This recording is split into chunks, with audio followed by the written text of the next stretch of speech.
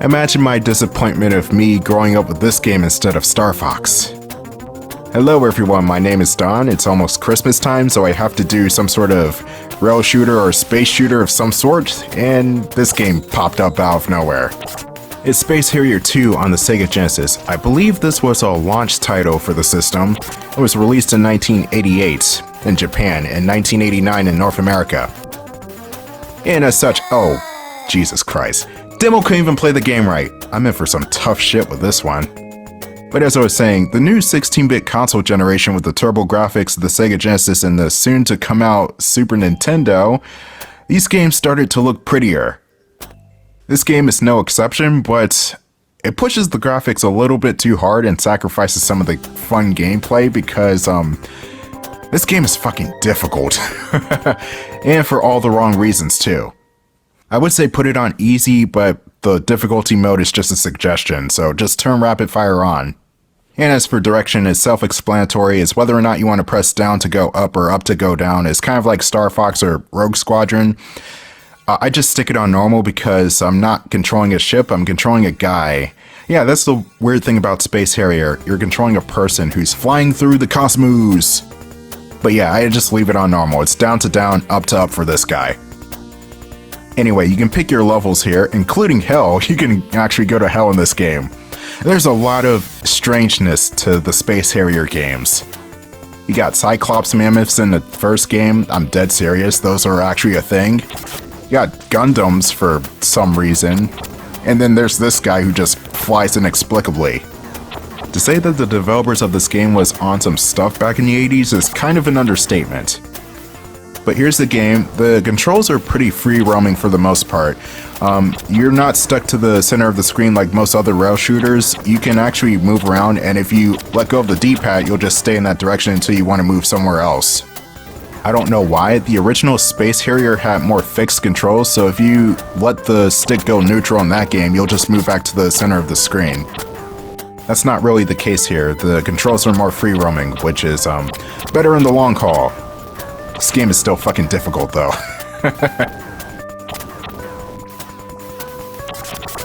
Here's the dragon from Freedom Planet, and he died.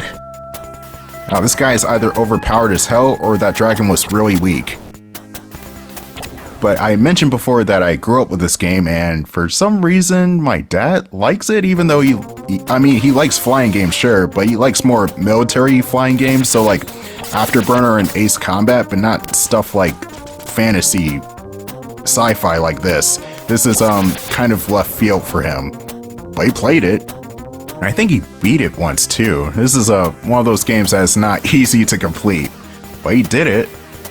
I think he may have played the original game in the arcades back in the 80s or something. There's no way he would have liked this game otherwise.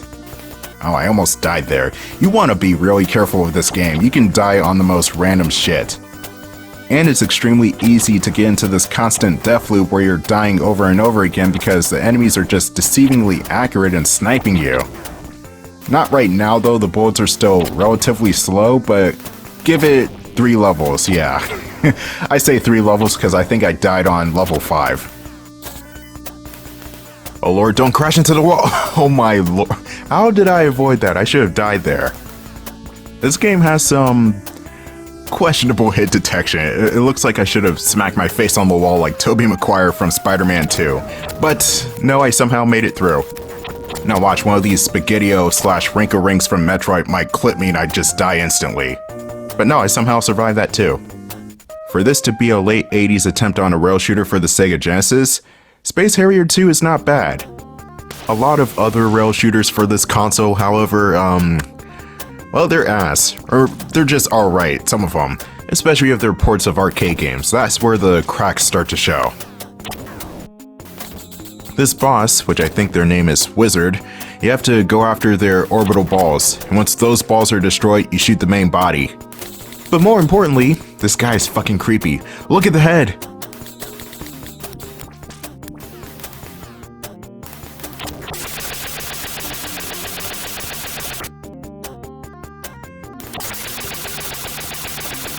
You freaked out yet? Well, that's only the beginning of this madness. Yeastlander. Eastland, I don't know. This is one of those levels where a ceiling will appear. This overhead layer does not affect your momentum, nor does it hurt you if you touch the top of the screen. So I don't know why the thing is there. Like, if you could run on the ceiling or at least just glide along it, that would be insane, but you can't even do that. Anyway, this stage introduces what I like to call counter-harriers, a squad of bad guys with similar powers to the main character. The final boss is pretty much the leader of these counter-harriers. The story is just a generic alien invasion tale with, flying people. And your task is to stop the aliens at any means necessary. And apparently Fred from Blaster Master is here? Yeah, he's an enemy. But there's nothing of particular depth in the game's story, if you could even call it a story. Hell, there's an ending monologue, but it's kind of vague. The main character says something along the lines of, "With great power comes great responsibility, and I have a moral obligation to—" Oh, damn it! I died.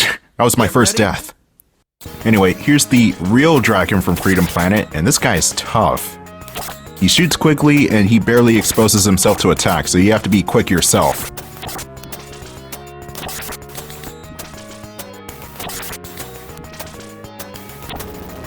Nice, that's not too bad. I only suffered one death, so we're making pretty good progress. You don't have any continues in this game, so you die all your men, it's back to stage 1.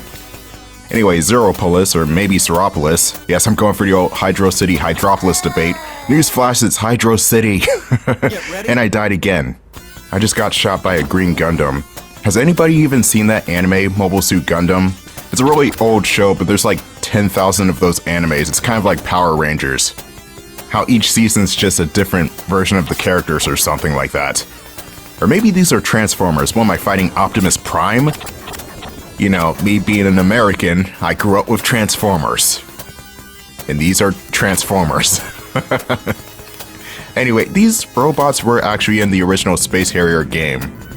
I'm not sure if they were in the other versions of the arcade game. I know there are 2 on the Sega Master System, but I have not played those, so I can't judge them for myself. There was the original Space Harrier on Master System, and then there was Space Harrier 3D on the Master System.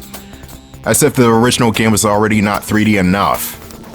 Okay, real question. Do you even consider this 3D? Because other than the floor, everything else is just a sprite. You can make an argument for Star Fox.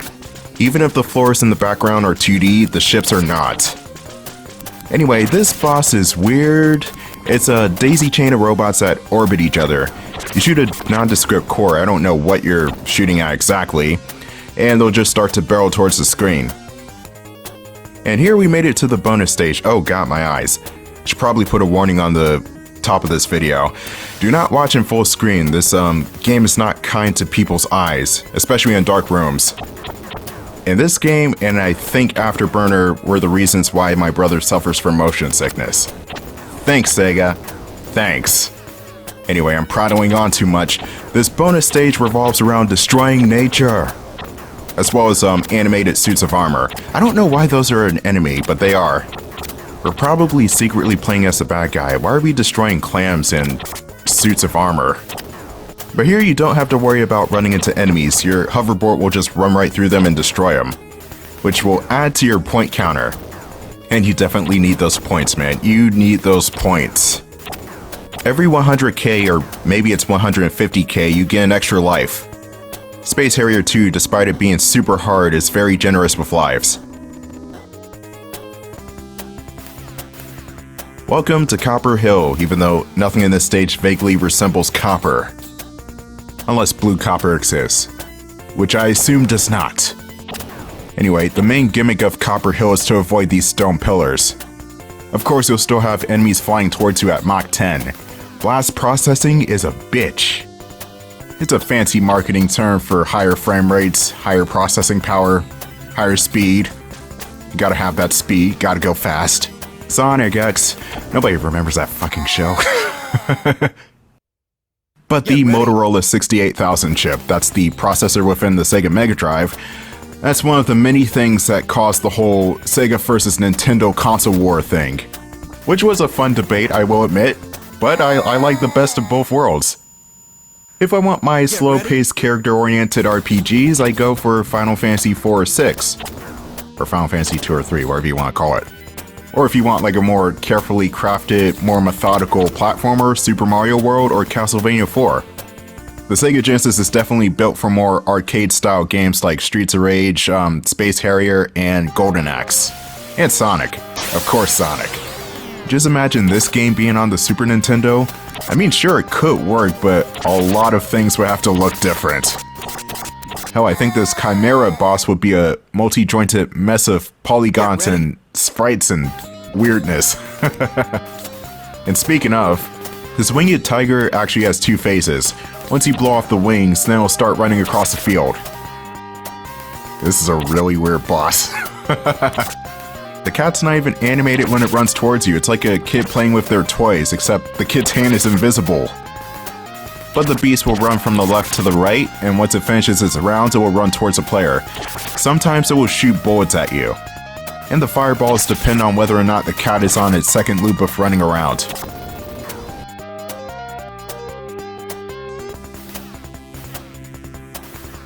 I'm not even sure if that's a word. I'm just gonna call this place the Fall, because this is one of the harder stages in the game. Or is it? Maybe I'm mistaken it for the... Oh yeah, this is one of the harder stages. Get ready? Invest in some body armor, Harrier. What the hell? Maybe a Superman, but you're definitely not bulletproof. And here's why I think this stage is the hardest. Red Aramers. They're not as annoying as their Capcom cousins, but the very sight of them just disturbs me. At least there's one good red Aramer out there, and his name is Firebrand. How did I avoid that? Talk about threading a needle, I just did it again. What is going on with this game? I usually run into those pillars a lot. And yes, you can actually go in between the pillars, but it's very dangerous and you'll most likely end up hitting the wall. So don't try what I'm doing right here.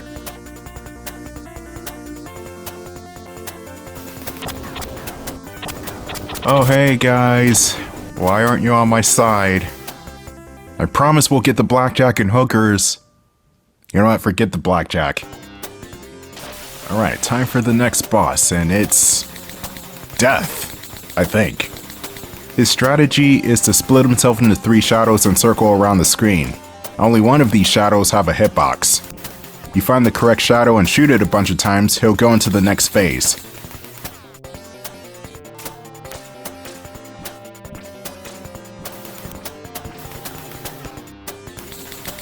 That's not death. Guess he's too busy fighting Richter. Or babysitting.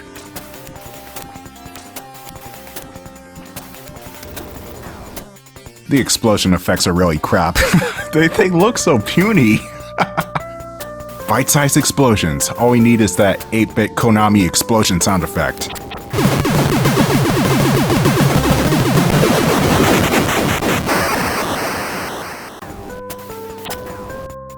Oh no, they're back! Red Aramers! Why are they here? Why are they here? Seriously. And they ran out of pixel space, didn't they, the bastards? Anyway, this stage, I would not consider this a breather, but it is easier than the previous stage. There are slower moving projectiles and enemies, and the pillars are not as extreme. But you still have to watch yourself here. Actually, you just need to watch yourself everywhere in this game. It's a one-hit kill type of game. So if you don't like the death scream, which is kind of impressive for a Sega Genesis game of this time, don't die. Or else you're gonna hear, "Oh!" I made that sound way too suspicious. It always sounds like that anyway. What am I talking about? What other video game protagonist is just gonna get up and say, "Get ready," and then just keep going? No, they usually respawn then do all the theatrics. This guy's just horny for combat though. I don't think this dude even has an official real name, it's just Space Harrier. Unofficially, I think this dude is just a blonde Alex Kidd grown up. He's got the red jumpsuit, that's definitely Alex Kidd. I do not like those games at all. I have not cared for a single Alex Kidd game, and it kind of surprises me that Sega was considering him as a mascot, because holy crap. Alex Kidd is not cool. I much rather prefer this guy and Sonic over Alex Kidd. And I also like Opa Opa. Let's not forget about Opa Opa the flying ship. He's cool too. Anyway, we got Medusa. Somebody's gotta represent Castlevania. Sure as hell it's not death. Oh! Get ready. God, that hurt so good. That's what the death screen comes across as. Oh, I can't believe I just made that innuendo. Gah! You know, Medusa, you're here. Just turn me to stone. I deserve it. I'm asking for it. Anyway, this boss is not too difficult. It's just an easier version of the Freedom Planet Dragon, which is still on the hardest hell side, but not really. Oh, you also gotta watch out for that quick turnaround too. She will stump a first-time player with that. Wow, wow, wow, wow, wow, wow, wow, wow. The music in this game is not bad, but it is on the dissonant side, so... meh. You're not gonna like the title screen music. Everything else is okay, especially the main theme. And also Medusa's theme that was playing. That was probably my favorite boss tune in the game. However, 2 soundtrack pales in comparison to 1 soundtrack. The original version of the arcade version of the original game is just top tier music. Nothing can beat that theme song. Nothing at all. Except for maybe Mega Man X and Doom and the original Power Rangers on the Super Nintendo. That also has a fantastic soundtrack. Can't beat that theme either, even though it's just the theme song to the show. But still, we need a new Power Rangers game. That's not a fighting game. We need something more adventurous. What's the newest Power Rangers? Is it like Ninja Drive or something or other? I don't know. I haven't watched Power Rangers ever since Get ready. SPD or Dino Fury, Thunder. See, yeah, it's been a long ass time. 2006. There are just so many Power Ranger concepts. Sometimes they're in space, other times they're in a lost galaxy, other times they're time traveling. There's just too many of them. Too many Power Rangers, damn it. I still like the original cast. They're my Power Rangers, as well as the deep space ones. I like the Space Power Rangers. Who would have thought that making an American show with footage from a Japanese show would be so popular? And I think they're still doing that? I'm not quite sure. Like I said, I haven't seen Power Rangers in years, so I'm not sure if they're doing Super Sentai over on that side of the world too. That's a really old show. If you thought Power Rangers were old, the Mighty Morphin kind, then Super Sentai is prehistoric. I'm not even kidding. Anyway, we got another bonus stage, and I believe this is the last one in the game, so make sure your points count. You're gonna need them. This is not a game where the points are just pointless. You need points in order to get extra lives. It's like Battletoads. You need points in that game in order to get extra lives and, you know, get far into the game without dying 3 times and that's it. However, I think Battletoads has at least 2 or 3 more credits compared to this game's 1, so Battletoad is more fair than Space Harrier II confirmed. Anyway, this stage, you might actually have to minimize the screen. I'm not even joking when I say that. This could be an epilepsy warning. It's not even really the pattern of the lights that concern me, it's more the vibrance of the lights, plus the flashing. Oh, and of course, we're speeding up too, if you notice the tiles. Actually, don't look at the tiles, please. Just take my word for it, we're going fast like Harrier occasionally does. Darn, we're not gonna make it. Let's speed up. Yeah, you can blame Sonic 06 on this game. Which is hyperbole. This is actually a well-made game, with big flaws admittedly, but still a good game. Sonic 06 is ass. No, I will not play that game. I draw the line at crap games, at least with Mega Man X6. That is somewhat fun at times. Kind of. Sonic 06, and by extension Superman 64, no, I do not have fun playing those games. Those games are absolutely soul-wrenching. And I kinda want those to die in the fire. A big one. Anyway, that was a boss. The jellyfish is not that hard. Here's Hope City, which reminds me of, I don't know if this was Super Empire Strikes Back or Super Return of the Jedi, but it reminds me of one of the Mode 7 stages in that game. You're pretty much riding around in the speeder trying to destroy Jawas. Oh wait, no, it may have been the original game then. Never mind. It was Super Star Wars. That series, that whole entire trilogy is just some of the most difficult games I've ever played. And that's mainly on Empire Strikes Back alone. That game is just, what the hell?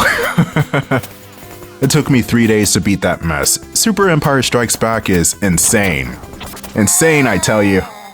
The other two games are definitely better. Well, now technically Super Star Wars has a bit of clunky control issue, but yeah, it's better than Empire Strikes Back by a long shot. And Return of the Jedi just fixes everything, because it's the best in the trilogy. May not be like that for the movies, but definitely the Super Nintendo games. Honestly, I kind of want this to happen. There needs to be a prequel and sequel trilogy pack for Super Nintendo. You know what I mean?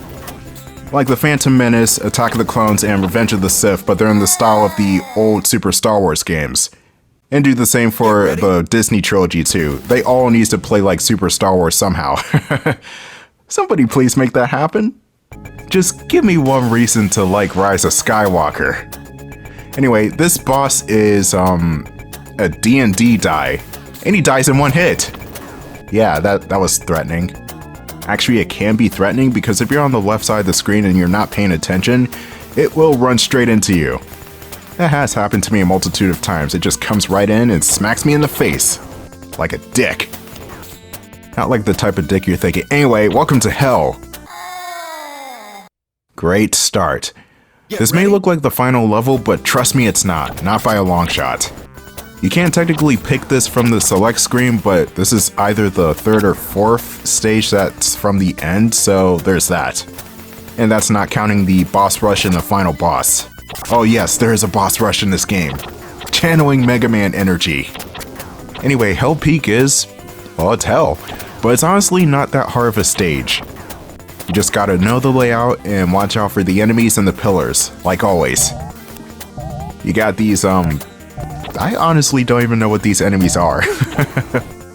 Everything else I have a name for. There's Fred the Frog, there's Medusa, who's actually named Medusa in the game. You got the Gundams. They're not actually called Gundams, but they look like Gundams. And then you got the Aramers, which are green this time. What the hell? But then you have those round black Pac-Man enemies. I have no idea as to what they are. Oh wait, I think I just named it, didn't I? The round black Pac-Man enemies. Anyway, here's the next boss, Loveface. That is his actual name, by the way. It's Loveface. And he's easy as fuck. That's one of the last few bosses in the game, and he's easy. And here's Hot Palace, which is the hardest stage in the game, which makes sense because it's the last one before the boss rush. You see, this game goes by quickly if you know what you're doing. That's the problem with a lot of arcade to Genesis conversions before 1991. They are short. Games like Ghouls and Ghosts, Golden Axe, Outrun, you can beat those relatively quickly if you know what you're doing. But they also rely on trial and error, so you can't just learn the games within a day. You want to know how long it's taken me to finally get a deathless run in Golden Axe? 22 years. I'm about to be 26 next month. Of course, the Genesis decides it's time to speed up. Anyway, if you're gonna attempt to go through the pillars, make sure you know definitely where the hitbox is. This game bases its hitboxes on sprites, so if Harrier's moving to the right, there's more of a chance of you dodging stuff that's coming from the left. And vice versa. There is no going up and down sprite though. Whenever you're going up and down, it's just the same neutral sprite. Anyway, the dragon. Again, this time it's all fiery red. And now it's puke blue? What is this color? This game never ceases to amaze me. This is just a palette swap of the first or second, or maybe third boss, which is just the dragon, so meh. He's got a weird name though. It's not Cthulhu, it's Cthugula or something like that. And just when you think Cthulhu was already strange. Anyway, here's the boss rush. It's gonna go over all the bosses again. And since every boss in this game has their own background tune, I'm not even gonna put any music for this one. Enjoy the madness that is an early Sega Genesis title called Space Harrier II.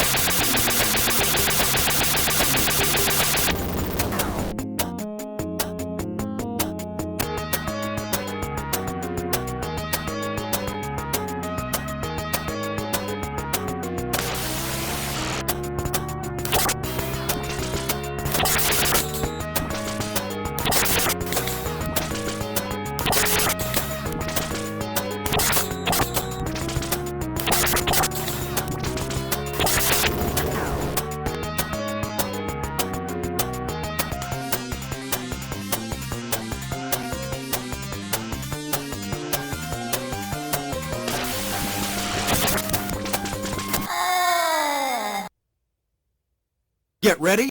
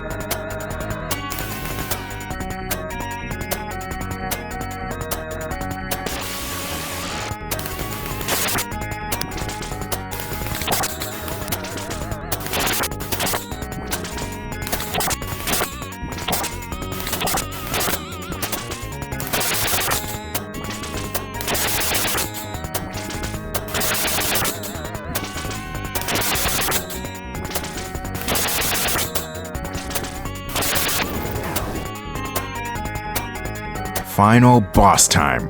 We meet our dark reflection, the Dark Harrier. He's been hella naughty this year. It's time to stuff his stockings full of coal.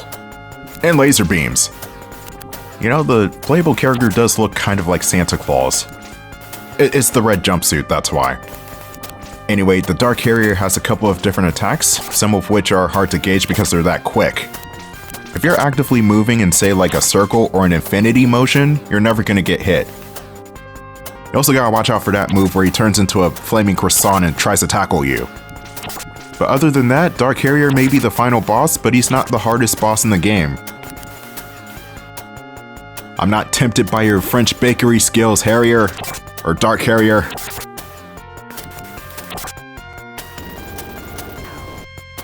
And that's game. That was Space Harrier 2 on the Sega Genesis. A fun time waster if you got 30 minutes.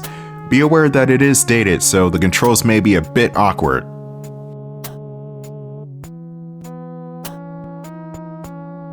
Epilogue. The war is over. However, Harrier feels an unbearable emptiness, rather than the usual satisfaction that results from dying. No, no, not that satisfaction. The successful accomplishment of a mission. He thinks to himself, I'm not the only one who has the superhuman ability. Space will be doomed if an evil-minded maniac avails himself of its power for his own selfish purposes. I think they're supposed to say unveil. The power should always be utilized for righteous deeds only. In order to maintain peace throughout the universe, Space Harrier departs once again to do battle with the enemy.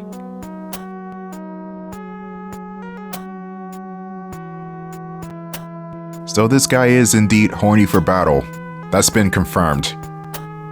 Merry Christmas, everybody!